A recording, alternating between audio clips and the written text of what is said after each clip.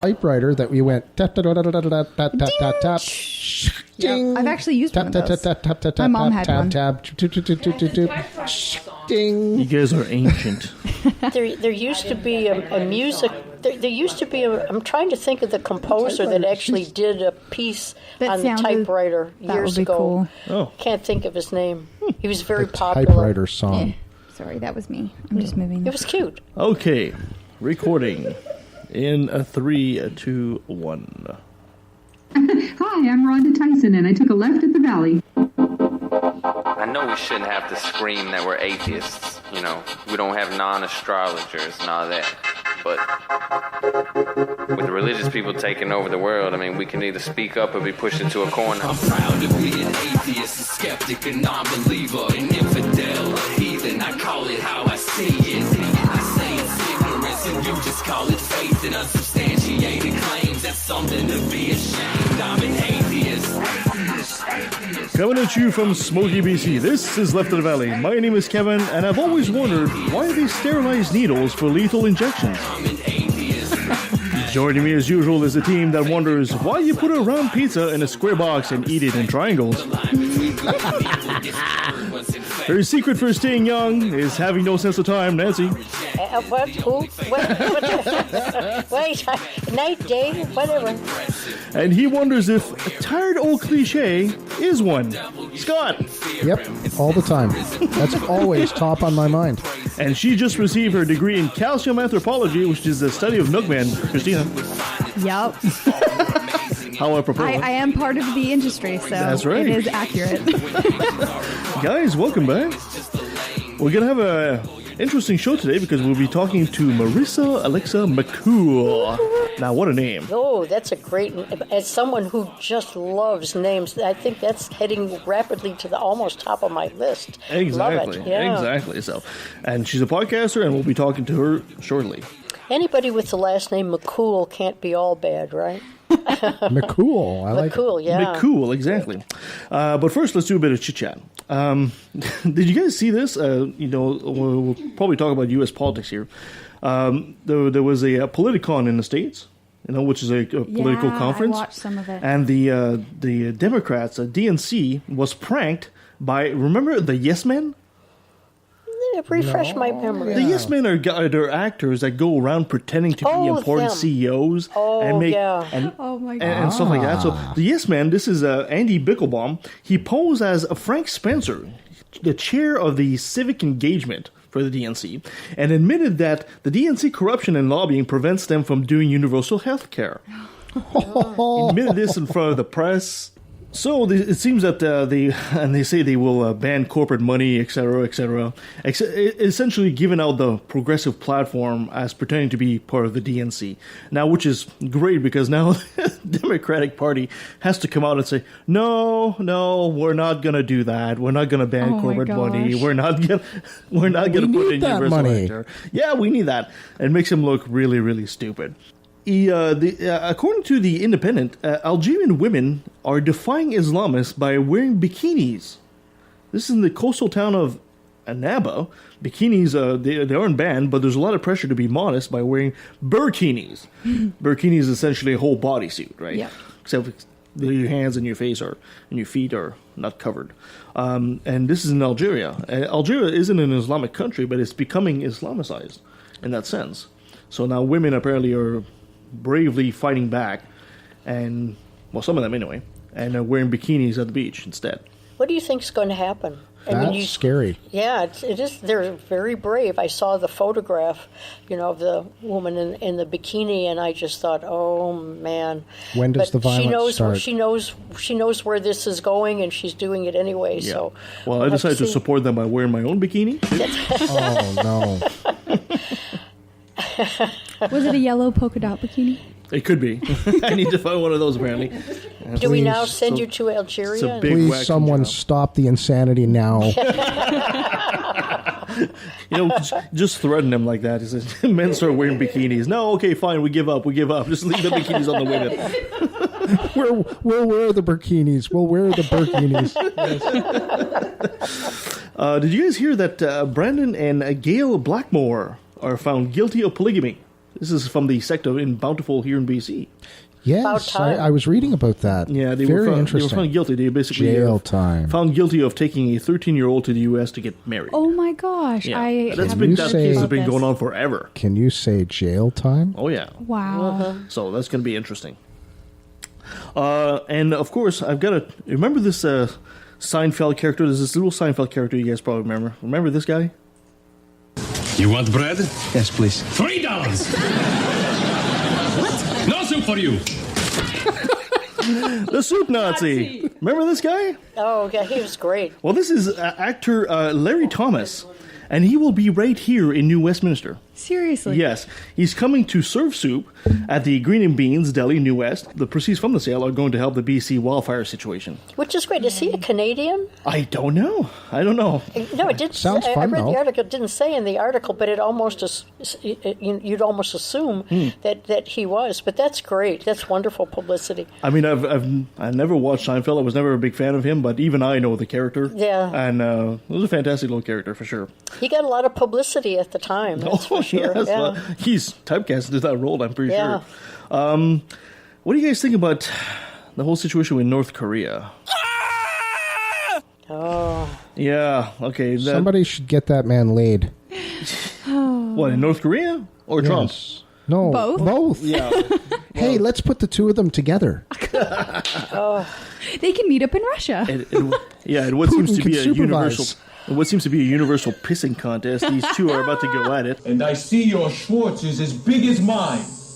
Now let's see how well you handle it. Trump said that North Korea would be met with fire and fury. Trump warns and threatens the North Korea because of North Korea's response to sanction.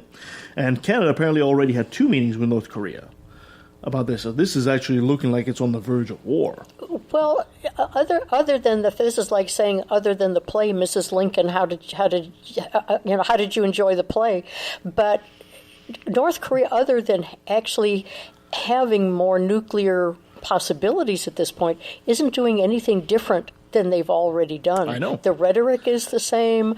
Nothing really has changed. It's up to it's the response that is, I think, front and center more than what is happening in North Korea.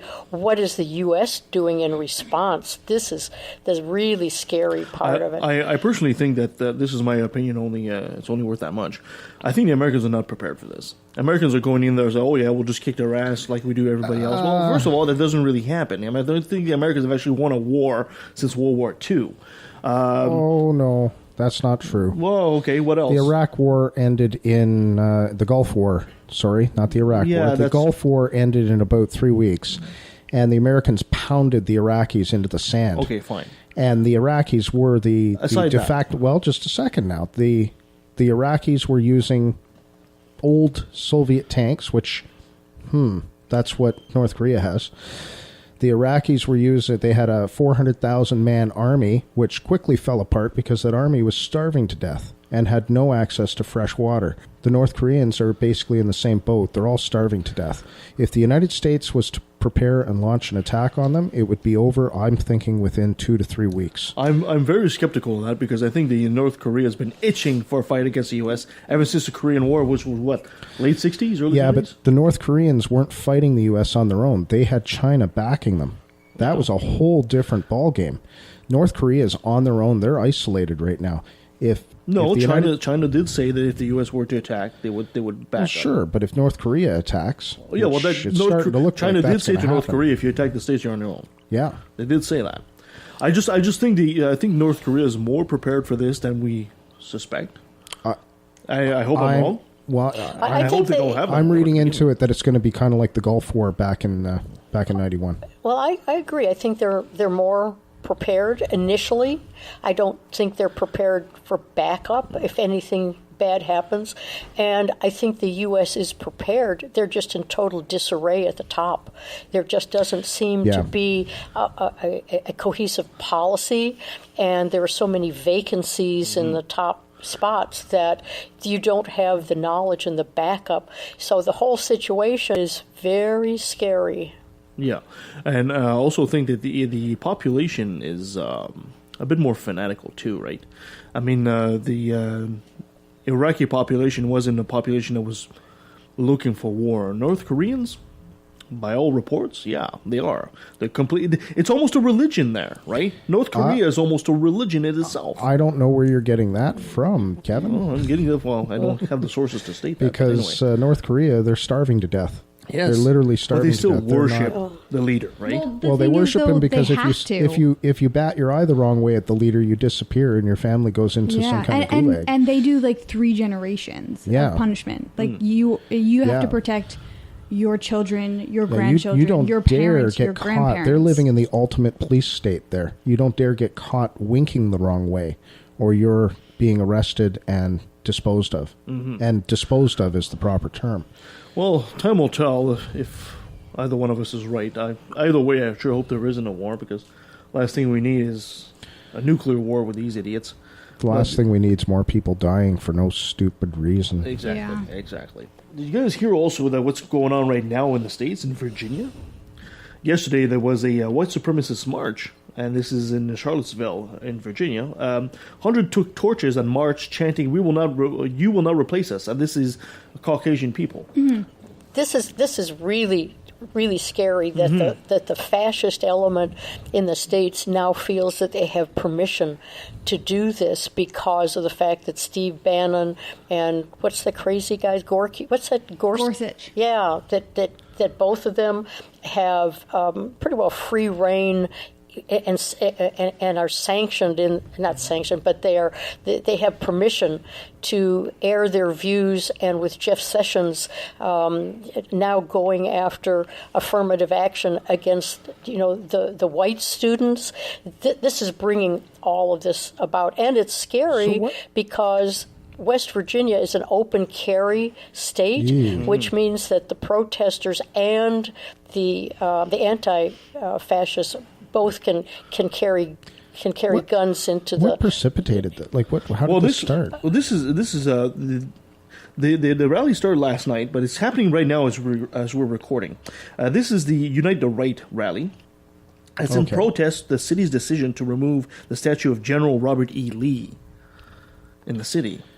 Wow, why would that statue be there at all? Well, that's part of the Confederacy, and it's been there forever, and now the tide has turned, and so there is a movement on behalf of almost everybody to not have those symbols of hatred and discrimination. Yeah, I don't understand why they ever allowed it in the first place. Well, because it was the South, and they said it's part of our history, therefore we're fully justified in having it there, and they really didn't care whether it was a symbol of hatred.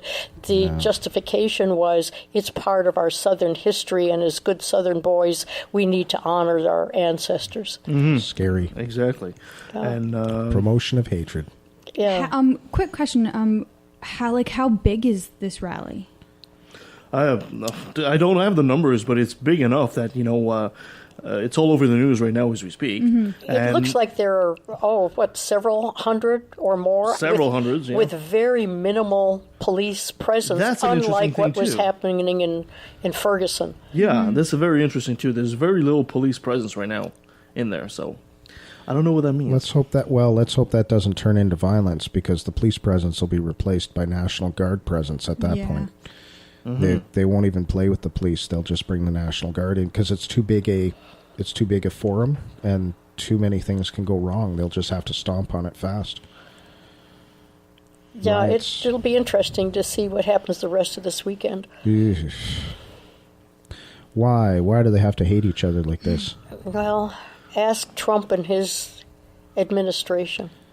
No, you can only get answers from Trump if he tweets it, though. I'm not on Twitter. Yeah, by the way, with all of this violence going on, he has not tweeted about this, nor has he tweeted about the Muslim bombing the other day. Somebody please tell me that his advisors actually hid his phone. Well, the question is he tweeting about other things? No, he's tweeted about everything else, but with things that really matter to people who have brains and common sense and real patriotism, no. Oh, yes, and I completely forgot, guys. I want to go back on the North Korea situation there. We actually have a clip of Trump exposing his plan, what he wants to do in North Korea. You guys want to listen to this? Hold on Definitely. a second. Wow.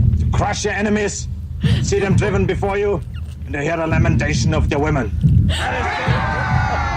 That is good. And there it was. Oh, if it wasn't only so true. All right. Thank you so much for your Kevin. thoughts on well this. Done. My dear Nancy, you ready to do this day in history? No, but we'll do it anyway. Okay, sounds good. Okay, here we go. This day in history, which is a roundup of those events and people that altered and illuminated the days between August the 7th and August the 13th. Is anybody like me? Is it hard to believe that it's actually August? We're just, a few weeks away from fall. Mm-hmm. Wild. Anyway, it's hard to realize it's 2017. Yeah, exactly. August the 7th is National Lighthouse Day, National Beer Day, and National Public Speakers Day. So something... What's this Beer Day stuff? I like this Beer Day. That sounds good. Yeah, National Beer Day. That's right. In 1927, on August the 7th, the Peace Bridge between the U.S. and Canada was dedicated. Anybody know where the Peace Bridge is? Fort Erie to Buffalo. There you go. My father worked as a stationary engineer for the Bridge Commission. Wow. That's fantastic. Any stories about the bridge at all? I traveled it many times. Yeah, did you always have sort of a sense of ownership as you went across it? It was a neat thing because they fly the flags at the center of the bridge, the center of the Niagara River. Uh-huh. And so you're going over this extremely long, because the bridge is about a mile long. Oh, wow. And you're going over this long bridge, and when you cross those flags, you realize I just crossed an international border. It's so cool. Yeah, it really is. Oh, that's great. Well, I'm glad we had a day that brings your whole family history into that. Cool. That's the Peace Bridge. This What year was is that? cross history. Yeah. What year was it? 1927. Not that far away, far in the past for those old people. Like I've been me. told they've never done it, but that bridge was actually built to have 2 levels. Really? The infrastructure in the States, they can do it in Canada, but the infrastructure in the States was already so built up that they couldn't support the 2 levels of traffic on and off. Yeah, we got the upper class on top and the peasants down below. Moving along, August the 8th is Happiness Happens Day, and that's an international observance. And that's right after Beer Day? That's why. Well, wait a minute. The funny thing is not only is it after Beer Day, but August the 8th was also in 1692, the beginning of the Salem witch trials. So happiness happens at the same day that the beginning of the Salem witch trials. If they had more beer in Salem, they probably would have. Drink beer in the lighthouse on the 7th. Burn witches on the 8th. I'm seeing it. I'm seeing the happiness. That's right. That's one of the fun things about looking into history is that it juxtaposes so many interesting things on or about the same. It comes to Scott and unnecessarily those of like the Valley subsidiaries. That's right. One of the interesting things about the Salem witch trials has to do with a historian whose name is George Lincoln Burr, and he said about the Salem witch trials, the Salem witchcraft was the rock on which the theocracy shattered. Little did he know that we were going to come up against the politics of today and the right. But I think that's a really interesting way of putting it. Yeah, the rock on which the theocracy shattered, if only. August the 9th is, speaking again of fun dates, National Polka Day, Holding Hand Day, and National Day of Indigenous Persons. Oh, wow. So you can celebrate all at once. You can hold hands with an Indigenous person, dance the polka, and, keep holding their hands. This is sounding like an interesting day. That would be a great day. That's a party I want to go to. Next year, on August the 9th, we now know what to celebrate. Considering I'll be all sooty from burning the witches and still hungover from drinking the beer at the lighthouse. There you go. And then in 1944, that's adding another element. On August the 9th, Smokey Bear debuted as spokesman for fire prevention. Oh, very cool. So we can hold hands with a bear. Isn't a bear indigenous? In a way. Yes, they're indigenous. We didn't import them from Russia yet. August 11th was Independence Day in Chad, and August 11th, the date minus 3,114 was the date of creation. Little did you know that we could date Really? it. Really. According to the Mesoamerican long count calendar, that's the date of the creation. Didn't somebody of the figure world. out that was actually at 9 a.m. too? No, between 9 and 9. about the biblical one. Mesoamerican thing. Right in through there. So well, it was daylight savings time, right? So it's could have been 10. God likes to sleep in. Yeah. So the Mesoamerican long count calendar, which we are all familiar with, of course. is a non-repeating calendar in use with a number of the pre-Columbian Mesoamerican cultures, in particular the Mayan culture. And according to Mayan mythology, the gods Kulkakan and Tepu, I know I'm murdering Good old them. Tepu. Yeah, decided to create a species on the earth which looked like them. And the first attempt used mud, which fell apart. And with the help of other gods, they then tried wood, but the resulting people were soulless and had to be destroyed.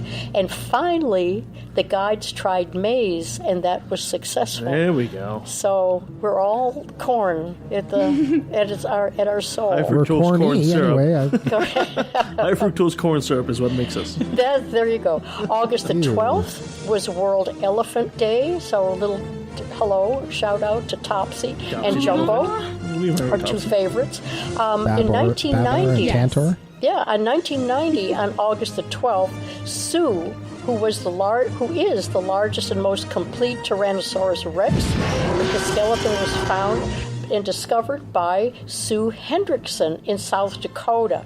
And Sue weighed more than 6.4 metric tons when she was alive. Big girl. And, of course, she was given the name Sue because she was named after Sue Hendrickson. It actually is the largest, most extensive, and best preserved Tyrannosaurus rex ever found, and over 90% was recovered by bulk. It has a length of 12.3 meters, and it's 12 feet tall, and is estimated to have weighed around 6.4 to 10.2 metric tons when she was alive. It was discovered in the summer in 1990. And after ownership disputes were settled, the fossil was auctioned in 1997 for $7.6 million, the highest amount ever paid for a dinosaur. Wow. Oh, go ahead, Christine. I was just laughing. So I'm like, wow. 7.6 I would spend that on a dinosaur. Yeah. Anybody have any idea where she is at this moment? She's in Chicago at the Field Museum. Yeah, Chicago's got a number of really great museums, and so that's where she ended up. Road trip. Yeah, there you go. August the 13th is Left-Handers Day. Anybody besides me left-handed? There we go, the two smartest people in the room. Born of the devil. There you Both go. Of you. I think Kirsten's left-handed, guys. Nah. There you go. No. Okay. Ending on that high note, dear listeners, it brings to a close another passing parade of interesting, mundane, unusual, and occasionally bizarre events and people that make up this day in history. Thank you very much, Nancy. We had a really exciting one today, a lot of participation. Yeah. You do realize nobody's going to get that gag I know. about her, right? I know. They're just like, I don't understand. Guys, Kirsten only has a right hand. She's got a partial left hand. Thank you very much for telling the world, Christina. Yep. There are no secrets on a podcast, unfortunately. Apparently. No. But we love everybody anyway. All right, guys, I've got some great stories we're going to talk about today because this is another brilliant moment. Brought to you by religion. Now, did you guys know there's a gaggle of paranormal researchers say that they discovered the root cause of homosexuality? Really? Again? Yeah, Or again. is this definitive now? No, last time it was a Muslim cleric. This time is paranormal researchers. It's not genetic. It's not the result of childhood trauma either. It's ghosts. Dude, I was going to guess that. I was going to guess ghosts. Yeah, according to this website, the Spiritual Science Research Foundation is a world leader in spiritual research. And a new article titled Symptoms of Ghosts Affecting or Possessing a Person, the group claims that an astounding 85% of gay people are possessed by ghost entities. What about the other percentage? Are they the people who die and become the gay ghosts? I don't know. This is good Halloween, so let's remember this for Halloween. Yeah, we should. I want to see how that works. The main reason behind the gay ghosts. orientation in some men is they were possessed by female ghosts.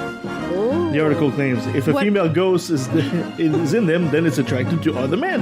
Conversely, the article continues, lesbianism is a result of women who suffer the presence of a male ghost in them. What about asexual people? I don't know, two ghosts? Pansexual. No. Have as many ghosts as you want. Asexual is you don't have physical attraction to people. Oh, that's right. So no ghosts at all. I'm glad There's a ghost origin in this body. I'm glad we finally have the ultimate scientific reasoning. How did they... I just have a lot of ghosts in my body, guys. Move on with this story, Kevin. How did they come to the realization that it's ghosts? Well, it's so obvious. I'm surprised. And you're you a left-hander too, Scott. They say, quote, the ghost consciousness overpowers the person's normal behavior to produce the homosexual attraction, the article explains. Spiritual research has shown... Spiritual research, I love that. What? The cause for homosexual preference lies predominantly in the spiritual realm. So there's your explanation. Oh. I know, she's beside you, she's cringing. This is right out of Ghostbusters. Like, what? Hey, there's an idea. Now we have to have gay Ghostbusters. Who's got a proton pack? Do they come in rainbow colors? Maybe. I want a purple one.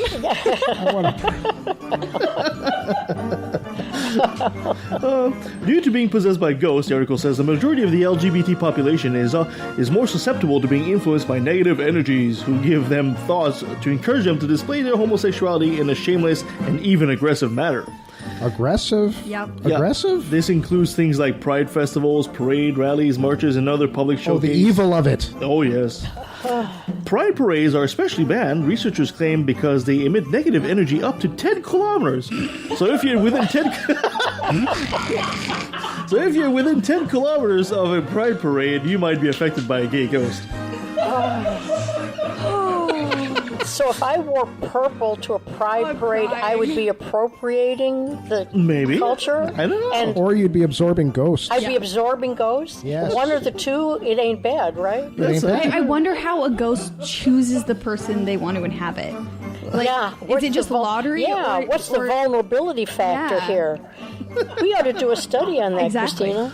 Oh. I don't mind the homosexuality part, but do these ghosts do anything else? Like, is this cancer causing, or?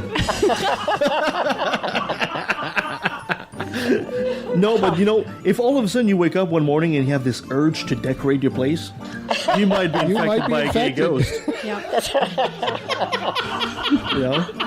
So you can see by my place, there's no way I've got a gay ghost in me somewhere.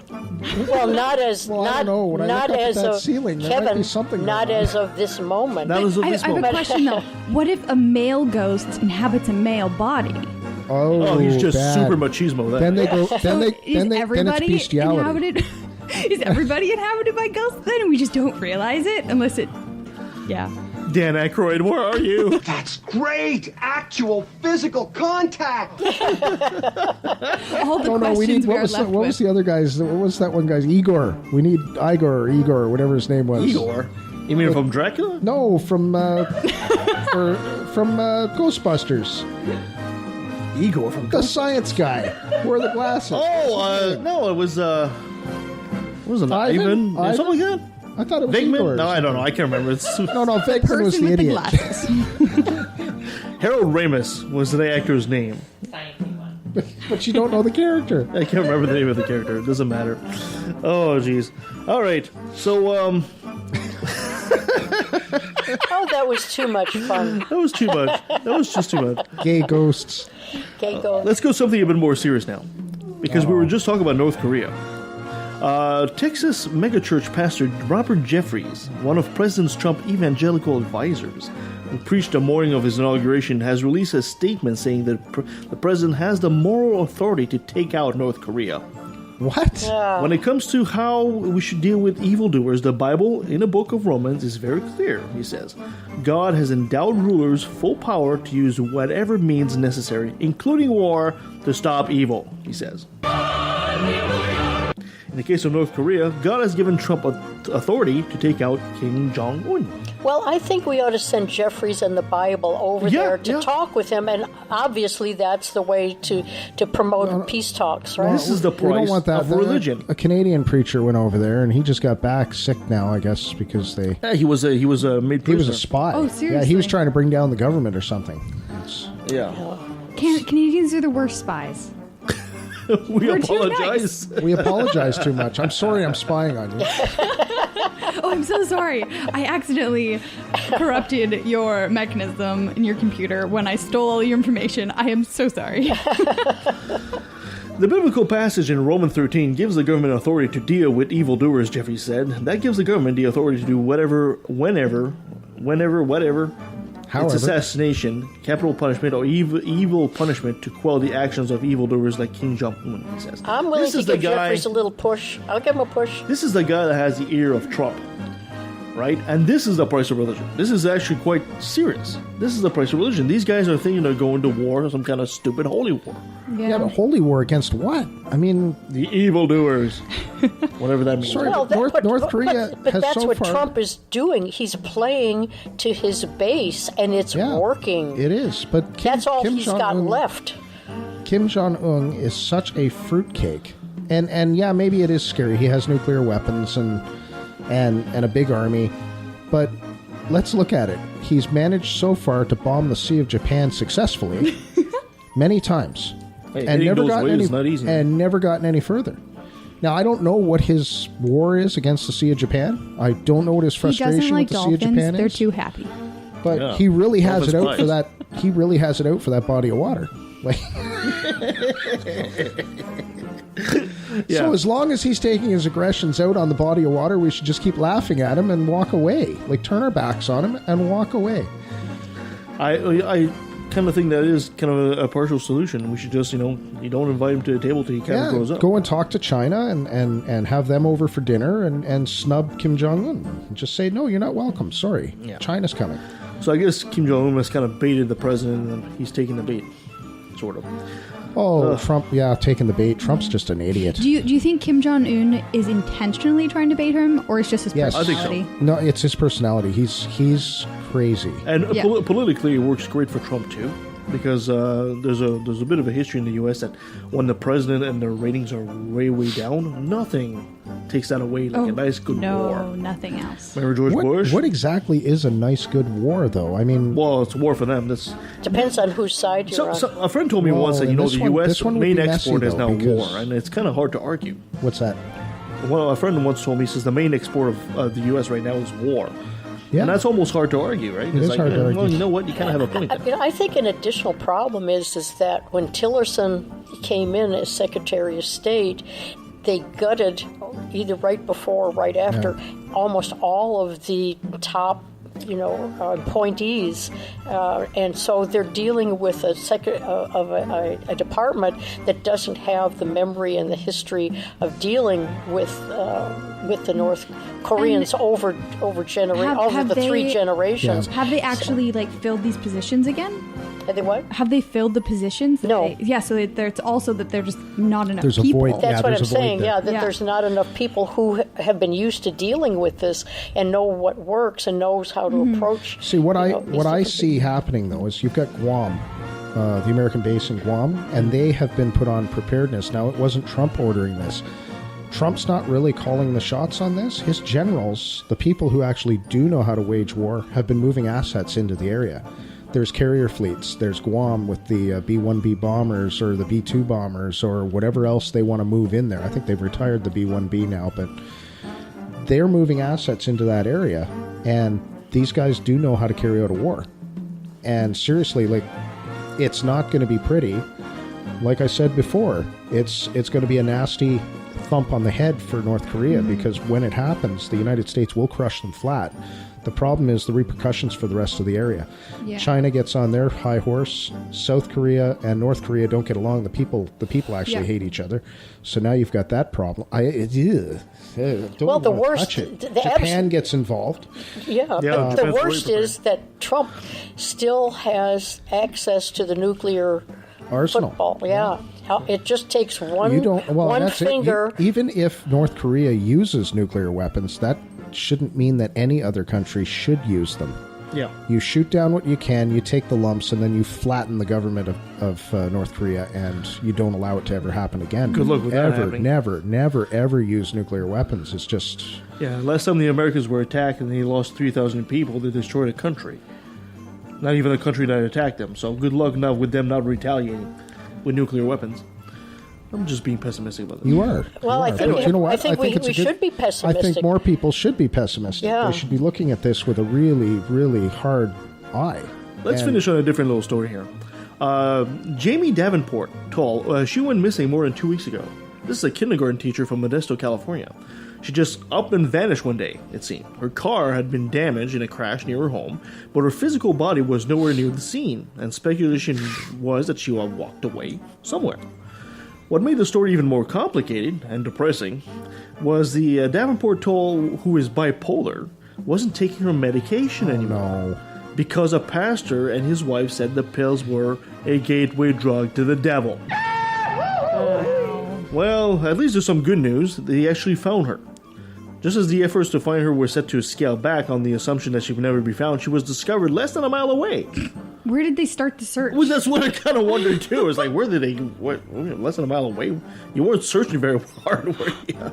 Her phone was found near water, a water trough near where cattle drink. We saw her moving. One of the officers said, and told step cousin. And then we said, it looks like she's alive, and she says, I am alive. Oh my gosh! So the three people who found Tall said they could barely move her because of her severe sunburns. She is said to have survived by drinking from that trough and eating insects. Yum. And she told law enforcement she was trying to get to Yosemite, more than 60 miles away. So now she's in the hospital. She's getting treatment. So she was trying to walk to Yosemite. Apparently, but take your medication, Gotta girl. love manic states.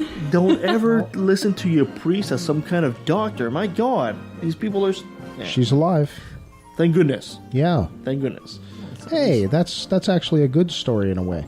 She's alive. They found her alive. It wasn't a sad ending. But it just shows that, when you start listening to your priest about these, you're bipolar, you need your medication, especially when they aren't medical professionals and they have no experience in what medication actually is. They have no experience in nothing. But the speculation is, I wonder whether the church is going to say, see, God saved you, therefore you don't need the pills. Probably. Oh, jeez, that's awful. All right. She could be the next religious leader. She spent how many? 2 weeks? 2 weeks. 2 weeks in the hot sun and with no food, no water. Well, she had food. She had bugs. Well, yeah, but you don't tell that into the story. You got to elaborate a little bit. Eh? God took care of her. No food. God sent her out there. God brought her back. That must have been just a horrifying experience for all that time. A lot of suffering for no reason. Absolutely. All right, thank you guys. So let's take a break, and we'll be right back with Marissa Alexa McCool. Yay! So stay with us. If your skepticism is socially conscious and doesn't take itself too seriously, you might like life, the universe, and everything else.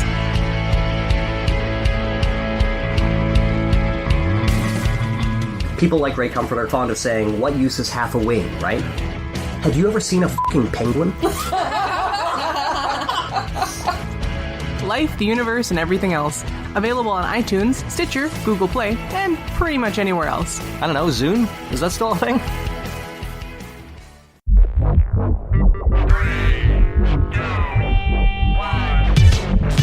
Hi, I'm the Supreme Irreverend Dr. Randy Tyson from the Legion of Reason Diversion. Join me and my co-hosts, Christine Shelska, Twyla, and Nate Phelps, as we explore issues at the intersection of atheism, humanism, and skepticism. Topics range from alternative medicine to the interference of religion in public policy.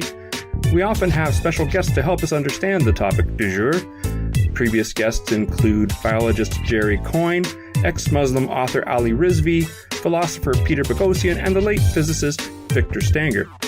You can watch us on the Legion of Reason YouTube channel or subscribe to the audio version through your favorite podcatcher such as iTunes or Stitcher. And don't forget to like the Legion of Reason Facebook page.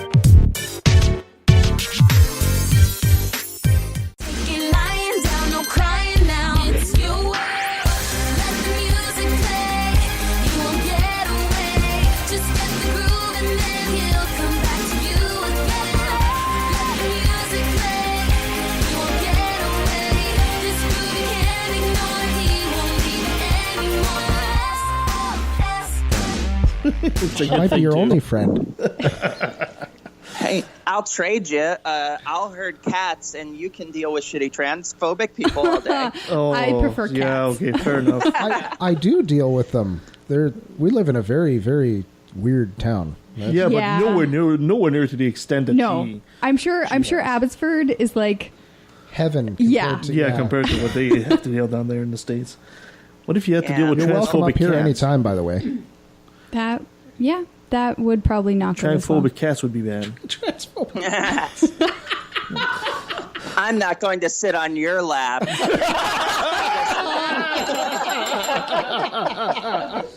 Fuck you, I'm a cat. I think that's just all cats. Okay, let's start this interview. So, all right. So joining us today is Marissa Alexa McCool. She is a host of Inciding Incident, Doubting Dogma, Full Frontal Nerdity, and Sis Are Getting Out of Hand podcast. She's a snappy dresser and a snazzy dancer. Marissa, thank you so much for joining us. Thank you so much for that delightful intro. I like to think I should get an introduction like that every time I walk into a room, so I appreciate it. There'll be some accompanying music. Yeah, definitely. Should just play the big band there. Well, I was a pro wrestler, so an entrance theme is kind of my thing. There we go. Wow. Well, you're welcome here anytime, and we hope we can top that entrance every time you're with us. You are very well known in the States. You might not be as well known north of the 49th. Would you be so kind to give us a brief introduction as to who you are? Certainly, and I do have a bit of a following in Canada. They're actually my second most downloaded place to come from. But for those who are not aware, I am Marissa Alexa McCool. As they said, I host every podcast that exists at some point. And I'm a former professional wrestler, a trans activist, a public speaker. I have published 4 books, and I go around the country, trampling on the free speech rights of transphobes. So, I kind of got the whole package going on. Yes, and she's got a mean headlock. When I met her in Seattle, she totally put me in a headlock. I was seeing stars. I had to tap out. You do have to realize that Kevin loves being put in headlocks. No, what? The comments of Scott are not necessarily those of Left in the Valley subsidiaries. And Marissa, thank you so much for joining us today. You're an activist, and you've been working hard to support trans people and their struggle. Would you be so kind to maybe give us what do you think is, in your opinion, the status of the fight trans people are facing now in the U.S.? Well, I often say that I'm relatively lucky as far as trans people go. I have a very, very big support system and a lot of people affirming my identity, not just because of the podcast and the writing that I do, but, a social network, a lot of friends and people I consider family who are willing to watch out for me and who have affirmed my identity since day one. So when I see a lot of inappropriate questions being asked of trans people, or the fact that whenever someone in the media or whoever brings up trans people, it brings about the same goddamn arguments all the time. It's like, my idea is to put myself out there and be a place where not only trans people feel like they can have someone to come talk to if they're questioning, or if they, have questions about what it's like to be trans, what it's like to go through transition or whatever, but also so I can field some of the shitty questions away from the other trans kids out there who may not have one person there who validates their existence or acknowledges their true identity. Because worst case scenario, if someone says something terrible about me and it makes me feel really bad, I screenshot it, and there's 100 people there with torches and pitchforks. But there are so many kids out there, especially down here in this country, don't accept it. Maybe their job doesn't accept it. And in most states in this country, it is still legal to discriminate against us. It's still legal to not hire us. It's still legal to fire us. It's still legal to, reject us from housing or medical care.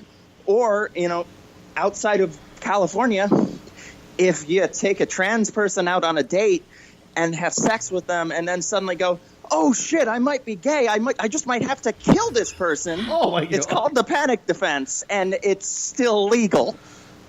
Wow. What? That's outrageous. Welcome to the 1400s. Yeah, that's even then. That's outrageous. Because we are such a threat to their masculinity that they just might have to kill us for it. Wow. Geez. Okay. Wow. we know that the trans population is a relatively small percentage of the population. But I've always had the tendency to think that a lot of people ask inappropriate questions because lack of education and not necessarily out of malice. But for you as a trans person, what would you can you give me some example of some inappropriate questions people ask you? Well, sure. The most obvious of the inappropriate questions that we get is from either complete strangers or people we've just met asking what our genitalia is, whether it's direct or, roundabout, asking something like, have you had the surgery yet? As if there's just one. So, someone comes up to you, hi, I'm Eric. Hi, I'm Marissa. Have you had the surgery yet? How is that appropriate in any way? It'd be like if I had walked up to you at GAM and gone, hi, you're Kevin. Are you circumcised? I'm just curious. This seems to be the place to go upon meeting a person and establishing their presented gender, right? I totally agree. Well, what you might not know is in Canada, we actually greet each other by grabbing each other's genitals, too. Yeah. So it's a Canadian tradition. I might not be that shocked. No, I'm just kidding. Oh, I was going to say, I apparently need to move to Canada.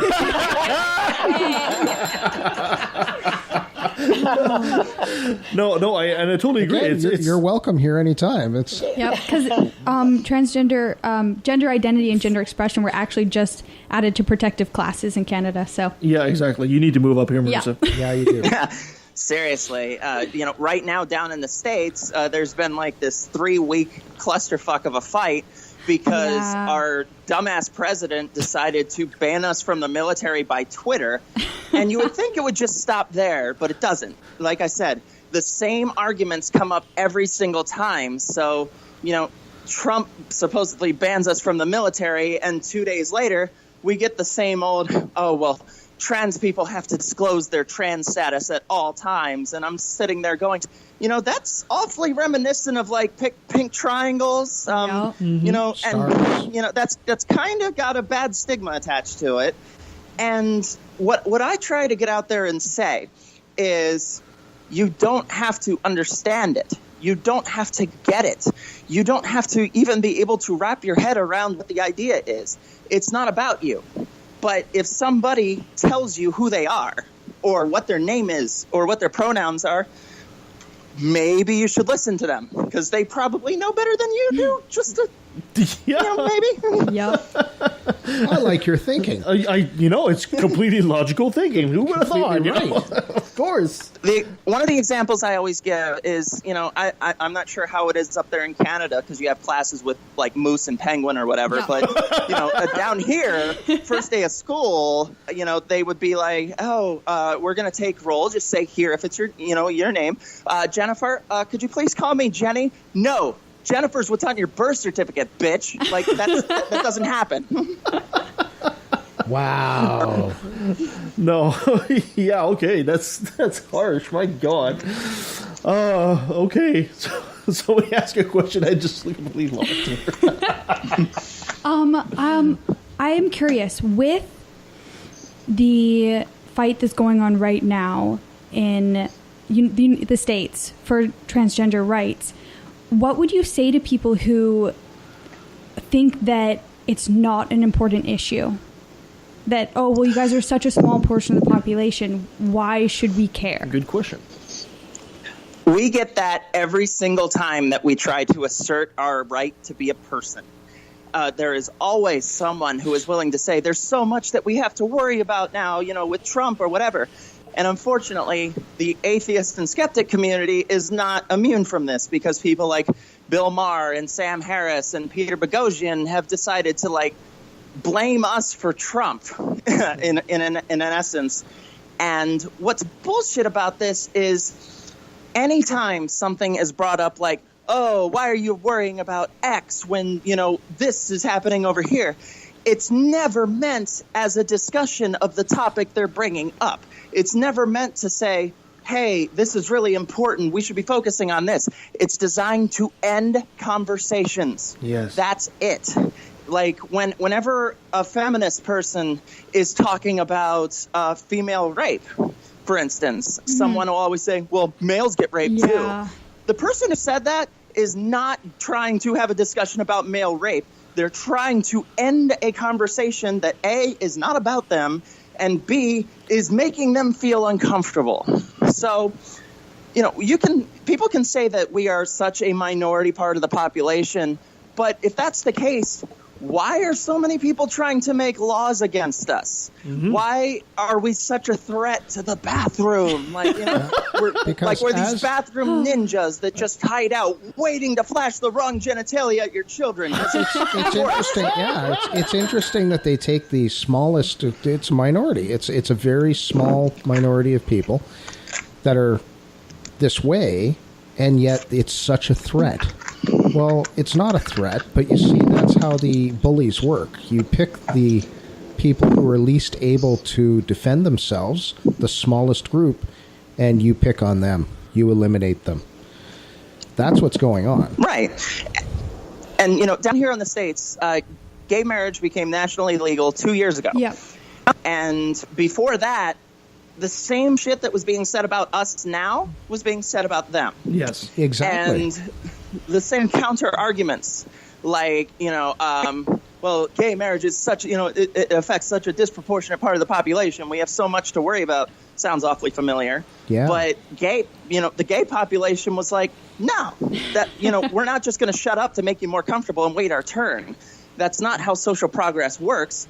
We're going to get out, in the streets, in the voting booths, and vote with our voices, vote with our money, and vote, as much as we can. And we went from it deciding an election to it becoming national law in 11 years. And that did not happen because gay people went, oh, well, people seem to have a problem with us. I guess we should just sit back, be polite, and wait till we're important enough to discuss. That's not how social progress works. Yeah. I totally agree. And so, yeah, when the conservatives lost the gay marriage fight, they kind of had to go, how can we get a moral footholding back? Who's even more vulnerable than gay people?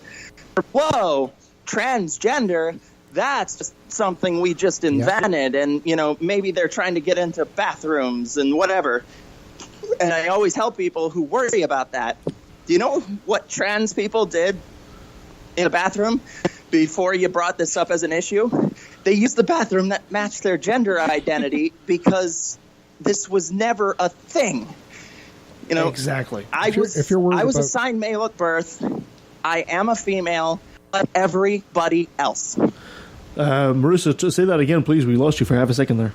What I said was, every time that I use the bathroom and nothing happens because nobody is using the bathroom as like the okay to hook up corral. That's not how it works. Well, we look to the Catholic Church for that. The priests tend to do very well. Well, and the people who are going to use the bathrooms to perpetrate a crime aren't going to stop because they're already breaking a law. Well, and on top of that, every bathroom in every house is gender neutral. Right? Yeah. It really doesn't matter. It's just stupid. I'm wondering when we're going to grow up and actually have gender neutral washrooms in public places. Well, we have them here. There are already in different places. I've seen them. Yeah. I've used them. Yeah, we have them here at universities. It's time to grow up and become adults about this. What a person identifies as their gender is not my business. It's their business. Exactly. Well, it seems very naive, but isn't the whole bathroom thing going to cause more problems? It is. Because what happens if someone who is transitioning to female uses a male bathroom because that'll be even more awkward. That's their birth. Now what's going to happen? It's intolerable, to do that. I'll tell you what it's really designed for. It's not about bathrooms. It never was. The same way it's not about the military. And that's because if you want to eliminate someone from being able to exist, you can't ban them from existing. That'll never be enforceable. But what you can do is make it as difficult as possible for them to exist in a public space. That's and if you can't use the bathroom, you can't go out in public. Therefore, you stay in your house and are closeted from society. which is really what they want, because we make them a little bit uncomfortable because it's something they don't understand. Therefore, if we just push it aside and pretend it doesn't exist, that's the only way that we can move on with our lives, because absolutely. I can't spend enough time in my day thinking about what someone might have in their pants that may or may not excite me, because clearly the only reason trans people exist is to trick cis people. And then on top of that, you've got this pesky Declaration of Independence and Constitution that guarantees equality, and naturally the right doesn't want to pay any attention to that. It's such an obstacle, to being discriminatory. I think it's a big conspiracy by a big catheter. And they're trying to keep transgendered out of the bathroom so they can sell more catheters. It's a big conspiracy, I tell you. That works. Well, see, if you make transition care, especially bottom surgery, more accessible, then we all have to use catheters, you see? There we go. Yeah. How prevalent are clinics that can kind of help with the physical transformations in the States? Here in Canada, there's actually very few of them. I think there's only one, actually, in Montreal. I don't have the data to back up on this, but I'll say this. I came out last year, and I was at one of the few universities in this country that have completely inclusive transgender healthcare. Wow. And amazingly, the world didn't end, but, we'll move on from that. Which one is that, Marissa? Which university is that? I went to the University of Pennsylvania, which happens to be the same one our glorious president graduated from. So it's not like that was ever on our minds or anything. Wait. Hold on a second. Trump graduated? Supposedly. His dad had a lot of money. Okay. It was bought. You give enough money to the university for that new wing on their building or the new library they want to build. Yeah. You're getting whatever diploma that you want. Oh, goodness. Yeah. So, I went through there. And keep in mind, this is an Ivy League university, and I don't say that to brag. I say that for the point that even at an Ivy League university with completely inclusive trans healthcare, there was one doctor who was educated in trans healthcare. One. Wow. And this doctor was not very good, because when I moved out to Minnesota, that has a lot more inclusivity for trans people. For instance, the state healthcare must include transgender healthcare. I went to my first appointment, and everything that, well, not everything, but most of the stuff that the doctor had been telling me, they're like, this guy didn't know much, did he? It's like, well, shit. So, we kind of have to go at it with what is called informed consent. And what that means is it's generally up to us to do our research on what hormones are going to do, what T blockers or, the transmasculine opposite, what that's going to do, because chances are your doctor's not going to know about it. So we have to go to a place, whether it's, a hospital or Planned Parenthood often works with trans healthcare on the informed consent level. And we have to be able to go to these people and say, yeah, I've done my research. Yes, I'm affirmed in the gender that I am presenting. I would like to get my hormones. And that's how a lot of us have to do it. But the interesting thing is it's a lot easier for trans women to get help, to get their hormones than it is for trans men, because my husband is a trans man. And for me, it was pretty much going to my doctor and going, I'm transitioning. I would like to have hormones. And they were like, okay. But for him, he had to go through, I think, 3 months of meeting with a psychiatrist. And, because testosterone is technically a steroid or a performance-enhancing drug, so they had to make sure he wasn't trying to use it for some kind of athletic enhancement or something. So there's a few more barriers on that end of it. Well, are there more medical schools that are offering courses and seminars and workshops and internships in transgender medicine, or is this, still something that's too slow for what the population needs right now?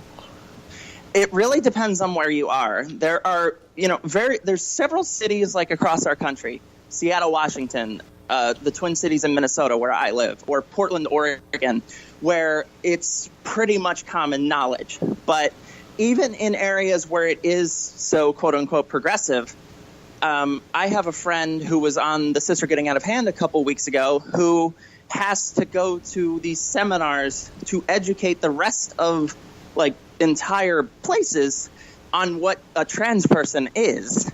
So, they don't have a lot of experts in the field giving these safe zones or these informative sessions. They rely on people like me, people like them, or, otherwise noted public figures who are willing to discuss it, to come in and sit everybody around the circle for kindergarten story time and say, hey, we're trans people. Here's what we are. Yes, we are people. No, we're not mentally ill.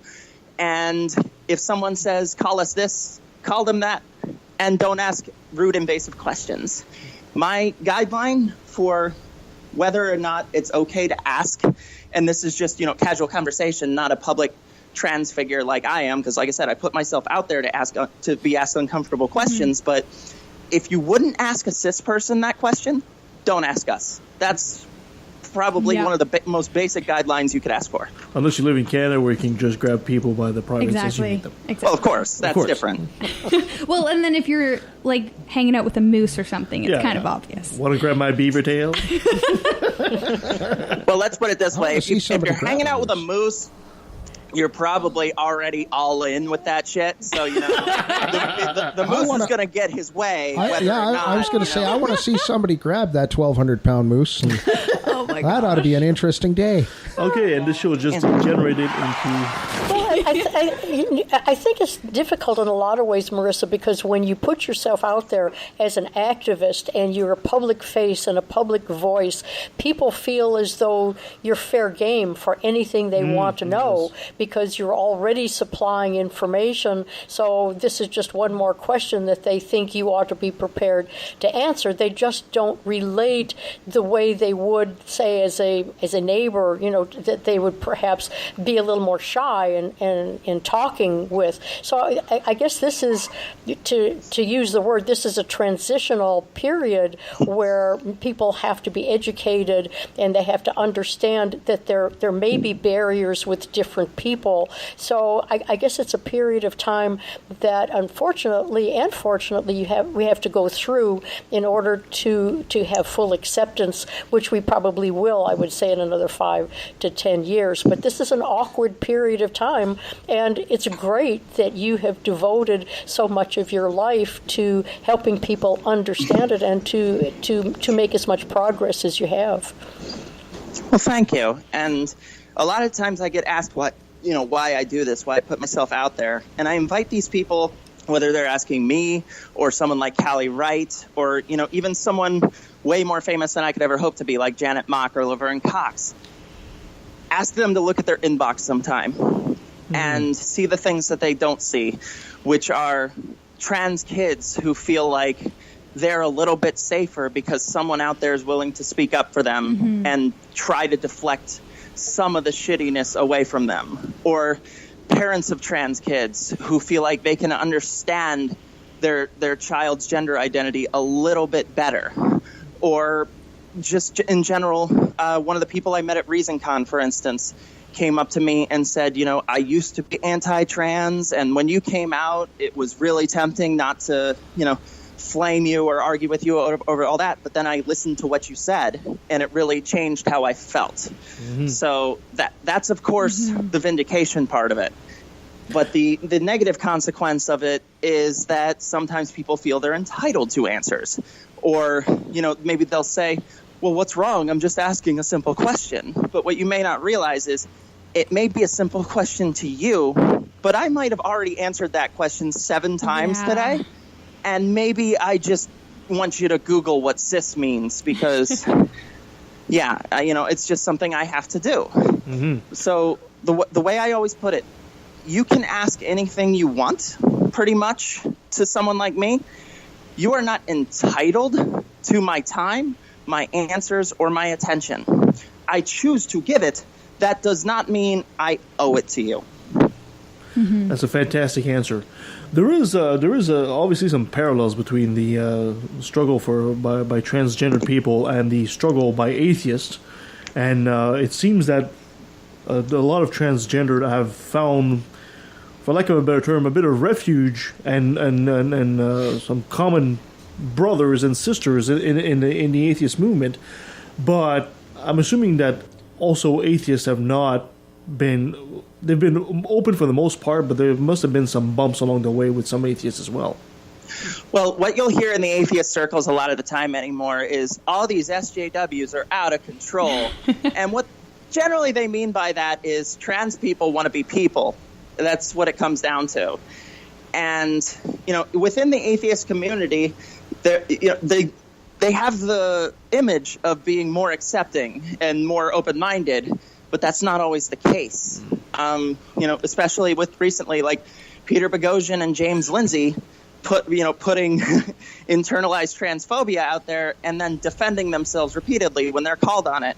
Or Bill Maher calling us a boutique issue because, me wanting my fellow community members to survive is apparently just too boutique for someone who is a straight cis white guy on television and in the upper 1%. Mm-hmm. So, what we have to do, I think, is realize that, once again, you don't have to get it. You don't have to be able to put yourself in those shoes. You don't even have to agree with it.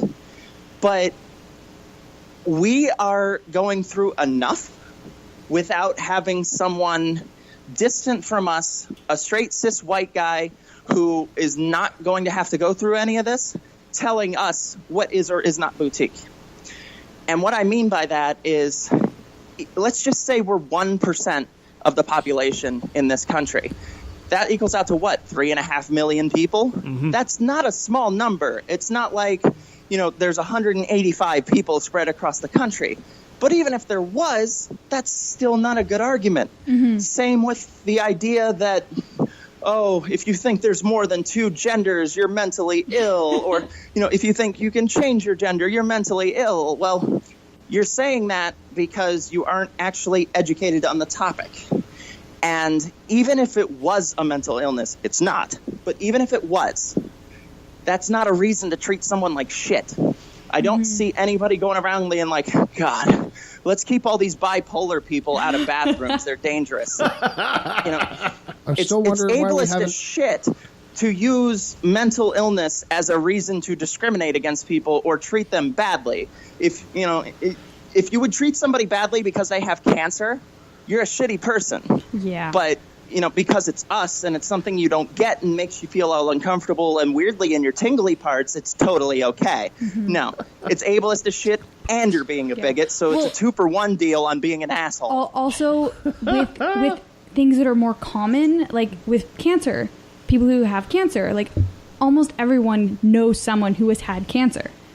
Whereas transgender individuals, a lot of people have never interacted with them before. Exactly. Or so they think. Exactly. They haven't interacted with them knowingly, and so they haven't humanized them. It's hilarious you mentioned that because my mother is a complete Catholic Christian bigot, big time, right? Mm-hmm. And she met a gentleman a friend of mine, his name is Francois. I won't name any more than that. Mm-hmm. And she loved him.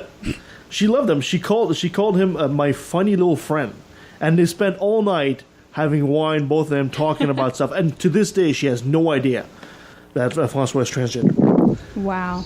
Right. So one of the examples I always give is about a year before I went on hormones. There was this guy I worked with who was saying some really transphobic shit, and I had to keep going, Neil. You probably know somebody who's trans, but you don't even realize it. Wow. Hint. Yeah. And the other person in this conversation was looking at me like, oh, shit, I get it.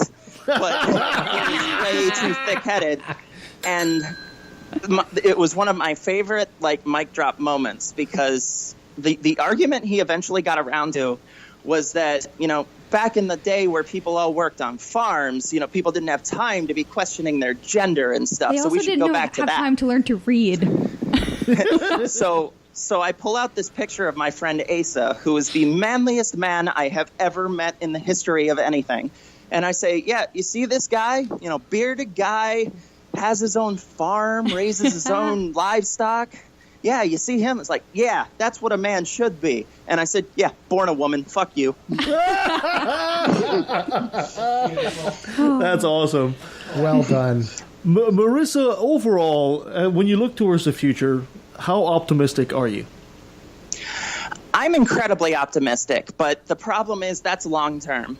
Short term, with this president, quote unquote, that we have, and with his army of followers that, are excited that we might invade Finland because they tweeted at him wrong. Like, the short term is absolutely terrifying. And I'm kind of glad I moved to Minnesota because Canada's within a day's drive, so I can kind of be like, hey, we're here now.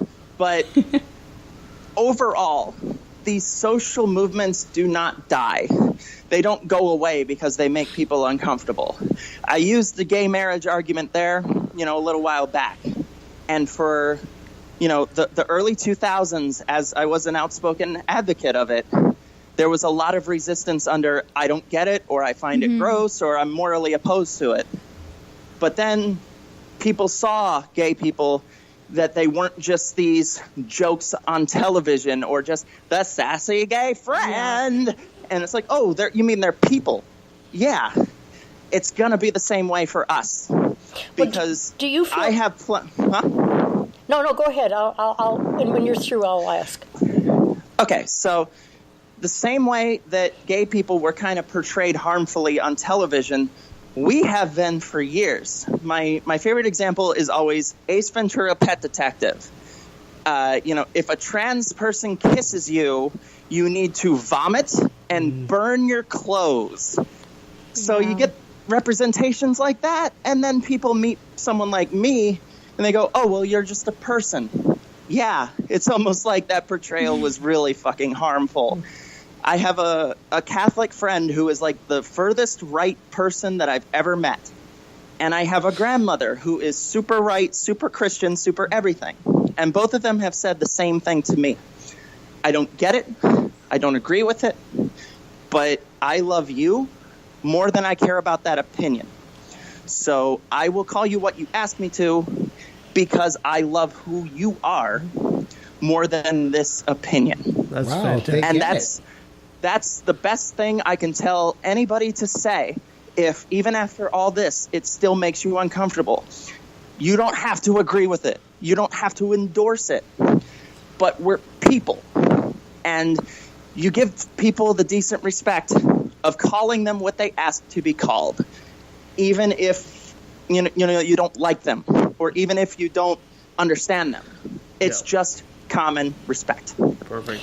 Do you, in moving to Minnesota, do you feel pretty confident that you've got 2 senators there that will back you and might help in some legislation or to help in anti-discrimination activities in one way or the other?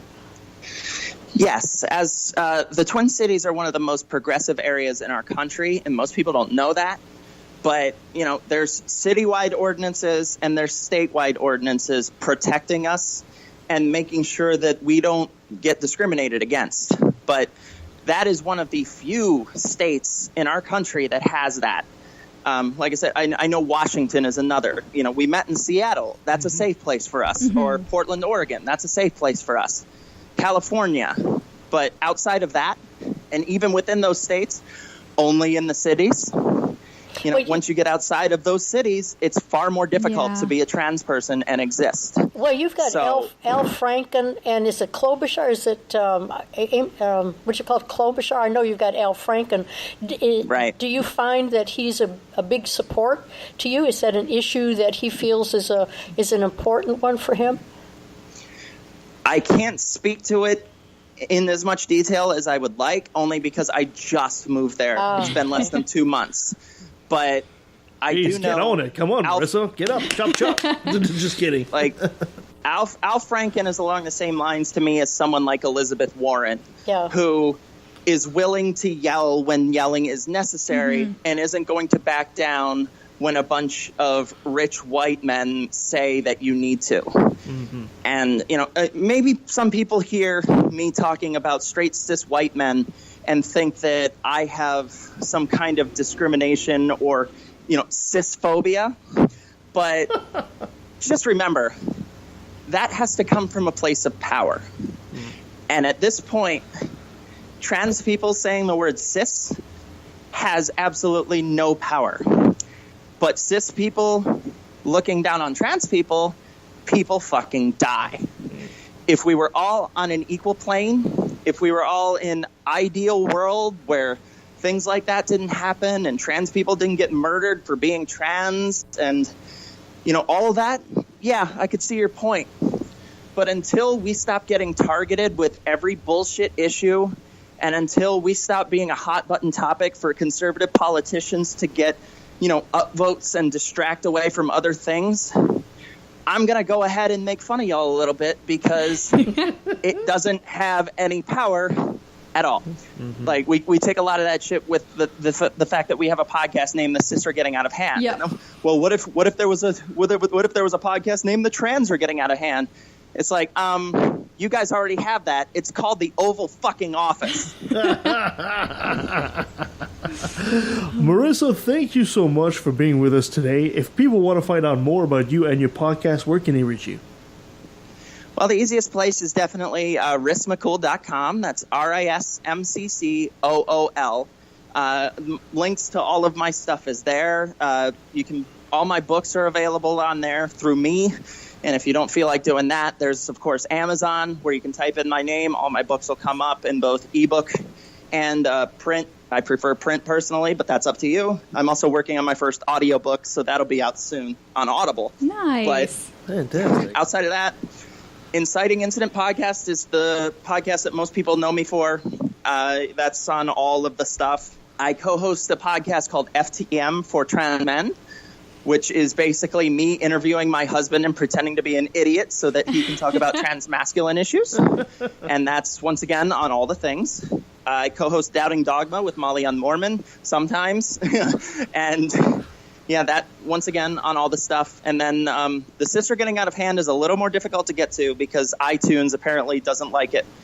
So you either have to go to Stitcher, Google Play, Spreaker, or anything like that, or go to our Facebook page, which has a manual RSS feed that that you can use. But essentially, if you want to find me, I'm out there. I have a public Facebook page. All my shows have Facebook pages. My email address is public. If you want to find me, just type in my name. You will probably be able to find me, whether it's my webpage or when I was a guest on any podcast, because I always say, I don't care if nobody listens to your podcast, I will come on your show. So I'm out there in the interwebs. Was that aimed at us? Was that aimed at us? Yes, Kevin, it was. Oh, jeez. We tried. Or if you go to, say, a GAM show, just look for the one with the purple hair. Yes. Chances are it's me. Yep. Marissa, before I let you go, can I get you to say, hi, I'm Marissa Alexa McCool, and I took a left at the Valley. Hi, I'm Marissa Alexa McCool, and when I'm not making fun of the cis and trampling on free speech rights, I took a left on the Valley. And that was Marissa Alexa McCool. Oh, she's so fun. I love her. What a firebrand. I mean, can you imagine? Every day is a struggle to try and just be yourself, to just walk through this world like everyone else does without the handicaps of being asked about your genitalia or whether or not you have a right to use this particular bathroom. What a struggle. Yeah, yes, indeed. And, she certainly has taken on that fight and with a lot of courage and poise. And although she can use some pretty harsh language, totally warranted. I wouldn't want to be in her shoes. I love her. Yes, we all love her. And her purple hair. Yes, her hair is awesome. Yeah, she really, we're sincere. I'd love for her to come back and let us know what's going on in her life from time to time. I'm going to have to ask for a rematch for that wrestling match. Yeah. She caught me off guard last time. Next time, Marissa, you and I, you go down. This I got to see. We'll videotape it. Thank you so much for joining us on the show today, guys. You can all follow us at theLeftOfTheValley.com. You can follow us on Twitter, on Facebook, Twitter at LATV Podcast. You can send us an email at leftatvalley@outlook.com. Coming up next week, we have Karen Garst. She's the author that was going to be talking to us about women leaving faith. Oh, okay. The week after that, we have Veronica Drantz. Speaking of transgender, we're talking about babies having unassigned gender at the birth. Wow. And September 2nd, we have our old friend Jonathan Baker is coming back to talk to us about the Paris Climate Accord. Nice. It was very nice. On the 9th, we'll have our old friend Del Rey. He'll be coming back to talk to us about recovering from religion. And then on the 16th, we'll be talking to Michael Sparks about how Canadians felt about Bernie Sanders. That should be really interesting. And of course, on the 23rd, we have our old friend Arn Raw. His rawness returns. That's going to be such a good show. Yes, of course. It's always a good show when he comes on. He's actually the guest we've had the most on. Really? Arn Raw. This is going to be his fourth appearance on our show. We just love Arn. And of course, at the end of the month, we cap up September with the incredible Jerry Coyne. Nice. And Little Bird told me this is going to be in the new year. I'm way ahead of here. But in the new year, at the beginning of the new year, we have Michael Shermer. Oh, nice. Coming back to talk to us about his new book. Wow. So, yes, we're working hard for you people. You know, it's so great to be a part of a podcast where you're always thinking, man, we've got a good show coming up. Wow, we just did a really good show. Yeah, that's right. That's right. Both sides. It's just such a pleasure. Great. Thank you, ladies and gentlemen. Have a great day. Until next time. And read Harry Potter. Oh, will you... It comes from culture, only true on a regional scale. Science is universal. Were you to say that Horus isn't real, but Jesus is, or Zeus, Thor, Mithra, Vishnu, you don't believe in them? I think the reason is apparent. You do what you're told and believe in the God assigned by your parents. I'm proud to be an atheist, a skeptic, a non-believer, an infidel, a heathen. I call it how I see it. I say it's ignorance and you just call it faith and unsubstantiated claims. That's something to be ashamed. I'm an atheist. Atheist. I'm an atheist. Atheist. I'm an atheist. I'm an atheist. Now let me take a sec. Don't mean to sound so hateful, but I swear to God, pun intended, I find it disgraceful that thousands of children are raped by priests, and since they're holy men of God, they get away scot-free. And the Pope does his very best to keep it on the hush. Don't wanna affect business, he loves money too much. We know that they love the kids, but how the fuck can we protect them while they planning to molest them? We teaching them to respect them. Fuck that. The system is broke down, working backwards, and the only action or tactic I plan to practice now is to attack them. The parties of God's hands are bloodstained, millions of murders by believers, and they're all in God's name. And let me take a sec, don't mean to sound so hateful, but I swear to God, pun intended, I find it disgraceful that many atheists are told to be quiet. You're not alone, speak your mind, time to let it be known. I'm proud to be an atheist, a skeptic, a non-believer, an infidel, a heathen. I call it how I see it. I say it's ignorance and you just call it faith and unsubstantiated claims. That's something to be ashamed. I'm an atheist. Atheist.